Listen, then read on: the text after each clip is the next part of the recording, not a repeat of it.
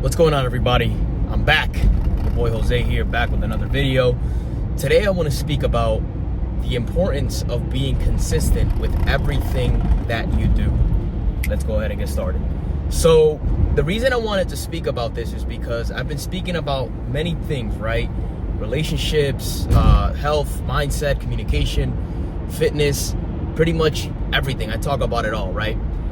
And there's a lot of men that watch my content, they get inspired by the content, and then they sign up to the gym the next day, or they go out into the world and they start approaching more women, they start asking more questions, they start being more aggressive and assertive with the world, right? Because they've been a pussy their whole fucking life.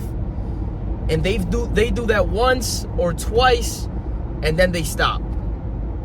That's about 90% of the people that decide to get inspired and take action, right? The reason I wanted to touch on consistency is because if you are not going to be consistent, don't even fucking start.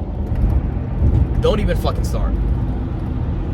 I'm in the sales industry as well, right? And one of the things that helped me come up in the business was cold calling and door knocking. There was a lot of people that would come in the office early in the morning to make more phone calls, right?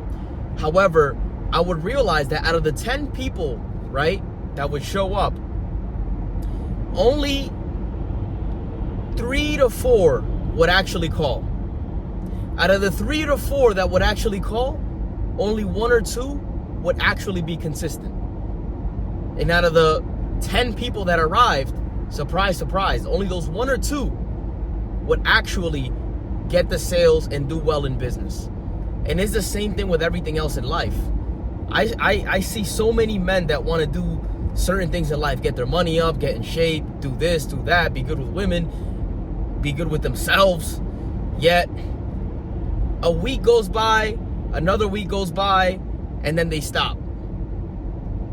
And it's like, if you're making phone calls, right? Because again, I'm going to use a sales example. If you're making phone calls and you're calling and you're calling and you're calling and you're calling, what tends to happen in the sales industry, right, when you're cold calling in real estate, is that now you're building what's called a database. You're building a database full of people that are expecting you to follow up with them, maybe not directly, but they're expecting to hear from you again because you're the one that's working. It's your fucking job to keep being persistent and to stay on top of your business, right?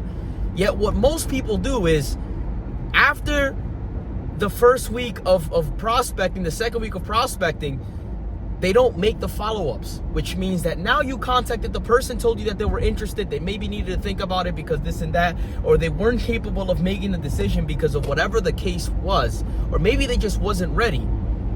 And then you stop contacting them, you check back around a month later, and you realize that the business landed on somebody else's lap magically, right? No, that's not what happens. It landed on that other person's lap because they were more consistent than you were. And guess what? Now they're gonna make the money that you were supposed to fucking make. It's the same thing with the gym, it's the same thing with women, it's the same thing with fucking everything. You start to go to the gym, you're not seeing the results right away. Or you get sick. This is another fucking thing. And this happens actually.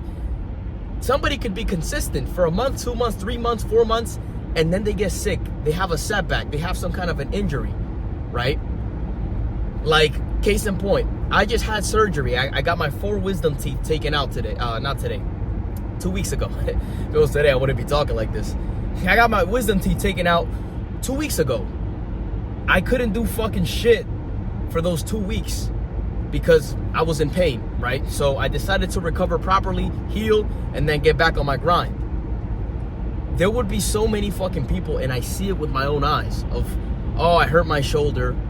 They don't get the rehabilitation that they need right away. They wait a week, maybe 2 weeks. They do something else. They forget about it. They check back in a month. Then maybe they get the rehab, and then they get lazy, and then they end up going back in the next fucking year making a New Year's resolution saying that they're gonna get their shit together. That's most people. That's most people. Stay away from most people, because most people fucking suck. Most people are average. Most people don't make it. It's the minority. It's the 1% that you have to mirror. It's the 1% that when they have those setbacks, they get right fucking after it with no fucking excuses. Because you know what? Nobody's coming to fucking save you.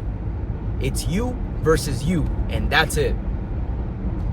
You have a setback, get back on your fucking grind and be consistent. You're going to the gym, something happens, you get sick, recover, get your ass back into the fucking gym. Do what the fuck you have to do. I'm gonna go ahead and make this video a little bit shorter because it's already getting a bit darker. However, remember everything that we've talked about today. If you're going to start doing something, be consistent about it. If you're gonna go out into the world and do more cold approaches, speak with more women, to get more comfortable with your communication, be consistent with it. Be consistent with it. And you will recognize that your skills in life will start to become better. Your results, you'll start to see them. It will go from the internal to the external, because the external takes time. However, it's dependent on you and the work that you're willing to put in to actually make that happen. If you enjoyed this video, give it a thumbs up, comment down below, let me know what you guys think. Shout out to the BFP Network. Love you motherfuckers, all right? And share this video with a friend that could inspire to fucking stay consistent, all right? Get on your shit. Stay sharp. Peace.